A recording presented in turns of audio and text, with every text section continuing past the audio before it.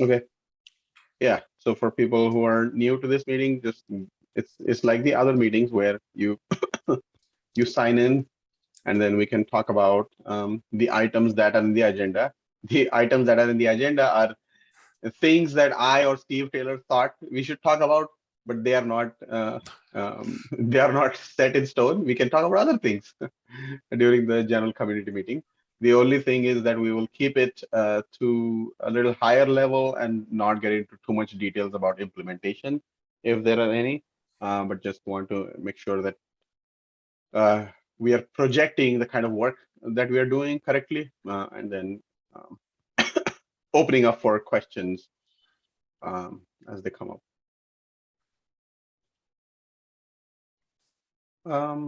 So I think it's 3 minutes into the meeting, so we can get started. So no new Uh, members today, right? Yeah. Hey, yep. Abhijit. Yes, so before we go into the agenda points, I just found a quick hack. So for running Rust-based tests, there's something called Cargo Next Test, which does the process a bit faster and gives us better output. I'd like the team to try it out. I'll add the link. Ah, okay. Yeah, I would suggest put that link on the team Slack, because that's the easiest way to talk about, the easiest Yeah. place to get some traction if you want to talk about detailed implementation. Um, And and and yeah, go ahead and add it to the Google Doc just so we have a reference so we can have other folks chime in on it. sure. Yeah. That's Okay. yeah. Yeah. So did anyone new join today? No, right? It's the same old. Yep. Okay. So then we can skip the new member introductions part. Uh, and I can give an update on the TAC meeting yesterday. The TAC is still trying to figure out, how they are going to work and operate and what kind of processes need to be in place and where they can go for inspiration and not reinvent the wheel. And we did bring up Persia again, and we did get some cheering when we brought it up and sort of got some push so that it gets through the process. So I'm also going to help them clone the process. It looks like CNCF is a good place to and tested process there. So we're going to just use it on OpenSSF, but there is some administrative work that needs to be done. So I'm going to work with the TAC to help them do that, and so that then we can use the steps in the process to get Persia further along. Do you know if they're going to do a sandbox with the OpenSSF or if they're going to do incubation? The first level being incubating. Excellent question. And when I say that, I don't know the answer. Yeah, they keep on going back and forth. Yeah, it is a lot of dragging their feet right now. But that's why I am engaging that way, so that we can push them along and say, okay, what you want to call it sandbox? Let's call it sandbox. But let's just move it along, so that we are not in this limbo and trying to move forward. Yeah, Right? because there's a lot of being in limbo doesn't help because there's a couple other things on the LFX tools that we can start bringing in. For Ortelius, we just signed up for their crowdfunding piece, but there's also security scanning, inclusive naming. So it'll be nice to be able to have that finally be accepted. Yeah, no, and the acceptance is by no means stalling us from implementing stuff. We can still build Persia, we can release it, people can still use it. But in order to sign up other members who would like to sponsor, the more central nodes, trusted registries, and all of that, we would need to be part of OpenSSF and not this this thing incubated by JFrog only, and then so we don't want to keep the ownership. We want it to be there so that it is a collective ownership, because one of the things about Persia, the motivations, is to not have a central point of failure. And even putting it on JFrog means now it depends on JFrog resources and JFrog people to keep it all running, which is not a good thing for a distributed system. Yeah. Yeah, we'll get some hardware keys from them and give them to Elliot to run off of his Commodore 64 emulator. Yeah, exactly. It's called the C64. Get it right, sir. Rebranding for the 21st century. Yes. Yeah, they couldn't. I think- They couldn't get the name Commodore for whatever reason. Yeah. Yeah. So that's about the TAC update. Any questions on that? No. Okay. Event updates, and I think there is more, but I think for Swamp Up, Steve, you wanted to say stuff about Swamp Up? I just was saying that we've started working on outlining a presentation, what's going to be in the presentation, also what is going to be in the workshop. So there will be a hands-on workshop. The workshop, is it 3 hours or? Yeah, we have 3 hour slot. Yeah. So as part of that, once we get the workshop kind of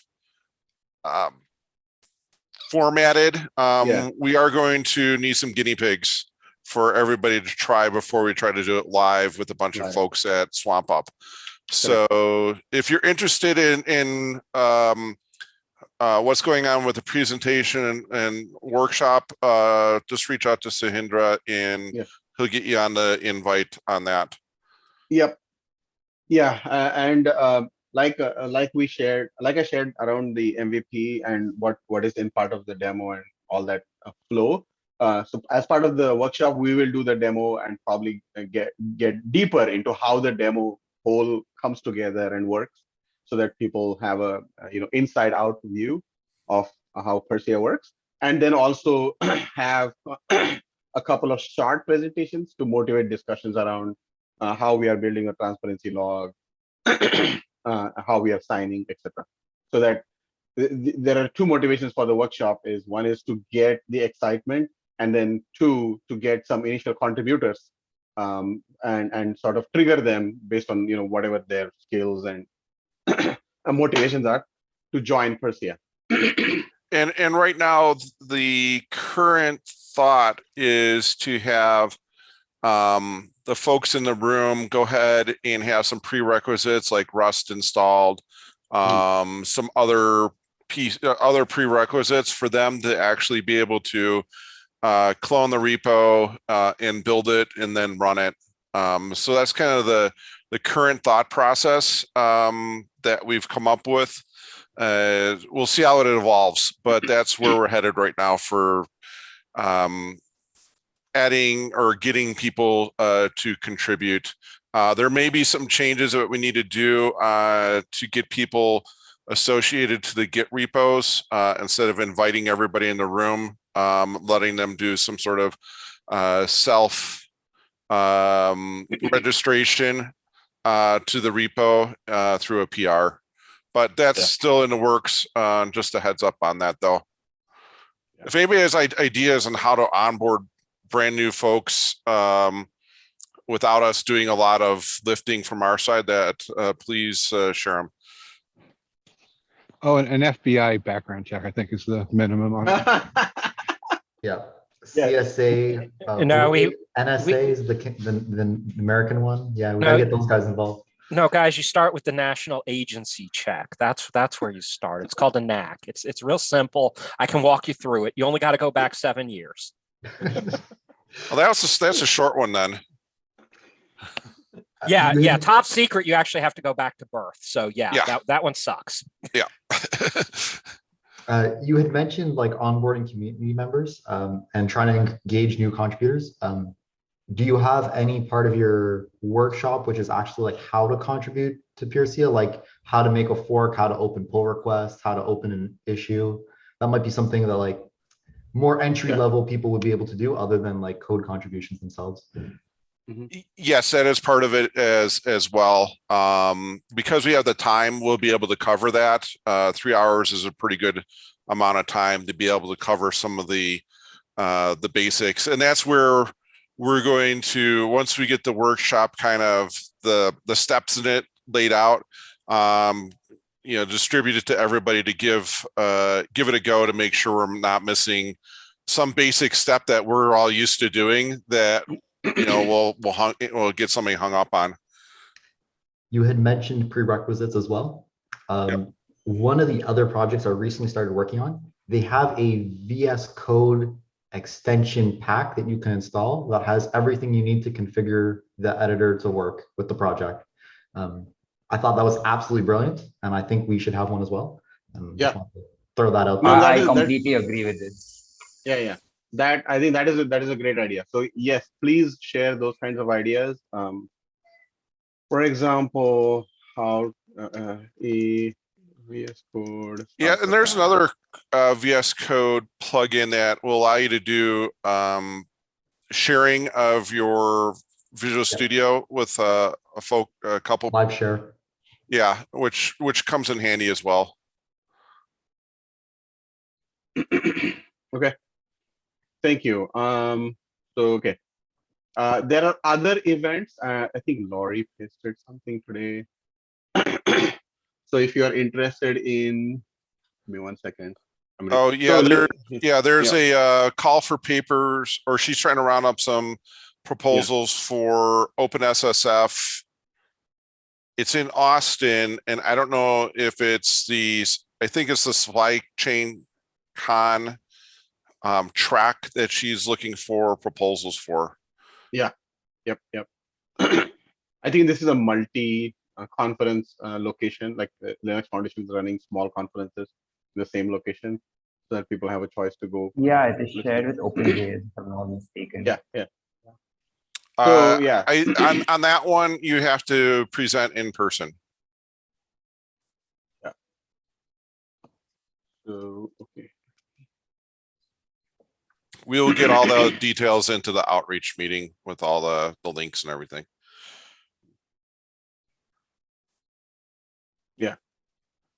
Yeah. So these things we usually talk at the outreach meeting, but these were like latest and greatest information, so we thought we should share it here. Okay, moving on to the architecture. You want to talk about this, Steve Taylor? Just that we're in the final stretch of removing the OpenSSL dependency, which is, I think, going to make things a lot easier, especially for native Windows users. Instead of having to deal with OpenSSL, building that and getting it configured. So thanks to everybody on that hard work. And then also just to give everybody a heads up that isn't on our daily stand-up, the central node and the demo environment are coming along on GCP, and those will both be used as part of our Swamp Up demos. So that's coming along as well. That was the main thing. I didn't have any background on any of the new blockchain or the libp2p. So if there's anything new that anybody wants to talk about, please go ahead. Yeah, and you can just talk about it in a teaser fashion here, because the architecture meeting can cover way more detail if people are interested. So that.